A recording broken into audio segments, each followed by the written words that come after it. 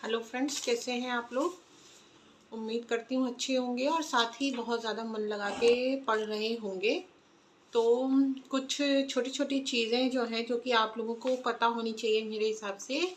और ये जो अब एग्ज़ाम भी आने वाला है वीडियो का, उसके लिहाज से तो मैं आपको बता देती हूँ। और मैं ज़्यादातर जो टॉपिक्स पिक करती हूँ ना, वो पिक करती हूँ पीडी से, ठीक है, प्रतियोगिता दर्पण से। इस तरीके के बाकी तो मैं अदर सोर्सेज से भी कराती हूँ।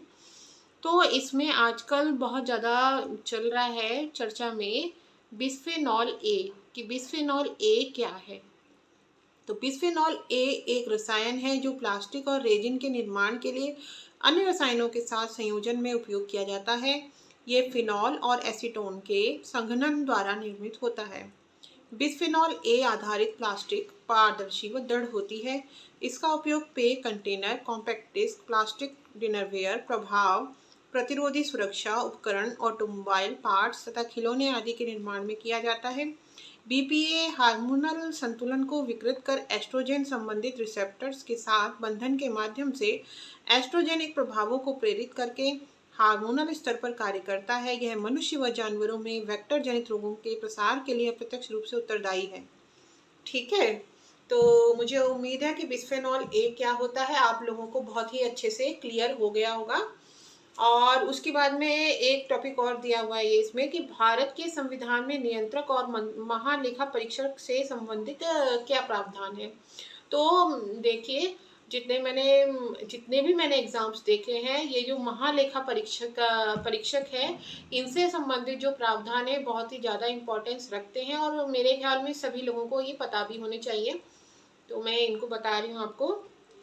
तो भारत के संविधान में नियंत्रक और महालेखा परीक्षक से संबंधित निम्नलिखित प्रावधान है। अनुच्छेद 148 सीएजी की नियुक्ति, शपथ और सेवा की शर्तों से संबंधित है।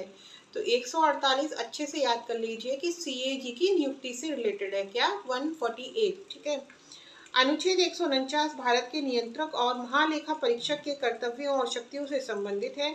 अनुच्छेद 150 कहता है कि संघ और राज्यों को खातों का विवरण राष्ट्रपति के अनुसार सीएजी की सलाह पर रखना होगा। अनुच्छेद 151 कहता है कि संघ के खातों से संबंधित सीएजी की रिपोर्ट राष्ट्रपति को सौंपी जाएगी, जो संसद के प्रत्येक सदन के पटल पर रखी जाएगी। किसी राज्य के लेखाओं के संबंध में भारत के नियंत्रक महालेखा परीक्षक की रिपोर्ट राज्य के राज्यपाल को प्रस्तुत की जाएगी, जो उन्हें राज्य के विधानमंडल के समक्ष रखेगा। फिर है अनुच्छेद 279, शुद्ध आय की गणना सीएजी द्वारा प्रमाणित की जाती है, जिसका प्रमाण पत्र अंतिम माना जाता है। ठीक है। तीसरी अनुसूची भारत के संविधान की तीसरी अनुसूची की धारा 4 भारत के सीएजी और सर्वोच्च न्यायालय के न्यायाधीशों द्वारा पदभार ग्रहण के समय ली जाने वाली शपथ का प्रावधान करती है। फिर है छठी अनुसूची। इस अनुसूची के अनुसार जिला परिषद या क्षेत्रीय परिषद के खातों को राष्ट्रपति की अनुमति के साथ सीएजी द्वारा अनुमोदित प्रारूप के अनुसार रखा जाना चाहिए। इन निकायों के खाते का लेखा जोखा इस तरह से करना होगा जिस प्रकार सीएजी उचित समझता है, और ऐसे खातों से संबंधित रिपोर्ट राज्यपाल को प्रस्तुत की जाएगी, जो विधानमंडल के समक्ष रखी जाती है। सप्त कोटेश्वर मंदिर के बारे में आप क्या जानते हैं? सप्त कोटेश्वर गोवा के नरवे गांव में स्थित भगवान शिव को समर्पित एक मंदिर है। इसका निर्माण 12वीं शताब्दी के कदम्ब वंश के शासक शिव चित्त परमर्द देव ने करवाया था। इस मंदिर में घंटियों से चिन्हित एक छोटा प्रवेश द्वार है, जबकि 5 स्तंभों वाले मुख्य हॉल को मेहराब से सजाया गया है। इसके गर्भगृह की दीवारें सादी लकड़ी से निर्मित है। मंदिर का मंडप एक विशिष्ट यूरोपीय शैली से निर्मित है तथा मंदिर के चारों ओर ब्राह्मण धर्म से संबंधित लेटराइट एवं पत्थर की गुफाएं हैं। पुर्तगालियों द्वारा गोवा विजय के पश्चात इस मंदिर को नष्ट कर दिया गया था। हालांकि 1668 ईस्वी में पुर्तगालियों के पश्चात शिवाजी ने मंदिर का पुनर्निर्माण करवाया था। विस्तारित वास्तविकता एक्सटेंडेड रियलिटी के बारे में आप क्या जानते हैं? तो विस्तारित वास्तविकता XR कंप्यूटर प्रौद्योगिकी द्वारा विकसित वास्तविक एवं आभासी वातावरण के संयुक्त रूप तथा मानव मशीन परस्पर क्रिया को संदर्भित करता है। यह पद आभासी वास्तविकता, VR संवर्धित वास्तविकता, AR व मिश्रित वास्तविकता MR आदि को कवर करता है। इस तकनीक का उद्देश्य भौतिक दुनिया को डिजिटल टिन वर्ड्स के साथ जोड़ना या प्रतिबिंबित करना है, जो त्रिआयामी छवियों के माध्यम से एक दूसरे के साथ संवाद करने में सक्षम है। संदर्भित वास्तविकता के उपयोग का सबसे सामान्य उदाहरण पोकेमॉन गो गेम है। फोटो फिल्टर इसका एक अन्य उदाहरण है जो वास्तविक फोटो के स्थान पर किसी और के होने का भ्रम पैदा करता है। हाल ही में इसरो तथा भारतीय प्रौद्योगिकी संस्थान मद्रास ने भारतीय मानव अंतरिक्ष उड़ान कार्यक्रम IHS प्री में XR तथा अन्य प्रौद्योगिकियों के अनुप्रयोग पर सहयोग करने के लिए एक समझौता ज्ञापन पर हस्ताक्षर किए हैं। अब है उष्ण कटिबंध क्या है और इसकी क्या विशेषताएं हैं। भूमध्य रेखा के दोनों ओर अयन वृत्तों कर्क तथा मकर वृत्त के मध्य स्थित पृथ्वी के भाग को उष्ण कटिबंध कहते हैं। ये इस तरीके से जो ग्लोब है उसमें 23.5 डिग्री ऊपर की तरफ कर्क रेखा है, नीचे मकर रेखा है, तो इन दोनों के बीच में जो एरिया आता है उसी को कहते हैं उष्ण कटिबंध, ठीक है ना। तो इस कटिबंध में स्थित प्रत्येक भाग में वर्ष में कम से कम एक दिन सूर्य की किरणें अवश्य लंबवत पड़ती हैं। इस कटिबंध के बाहर उत्तर या दक्षिण सूर्य कभी भी लंबवत नहीं होता। उष्ण कटिबंध में सूर्य की किरणें कभी भी अधिक तिरछी नहीं होने पाती, जिसके कारण यहाँ वर्ष भर तापक्रम ऊंचा रहता है। यद्यपि भूमध्य रेखा से उत्तर तथा दक्षिण बढ़ने पर तापांतर में वृद्धि होती जाती है। भूमध्य रेखा के समीपस्थ भागों में तापमान सदैव ऊंचा रहता है और शीत ऋतु नहीं होती, किंतु कर्क एवं मकर रेखाओं के समीप शीत तथा ग्रीष्म ऋतुएं स्पष्ट हो जाती हैं।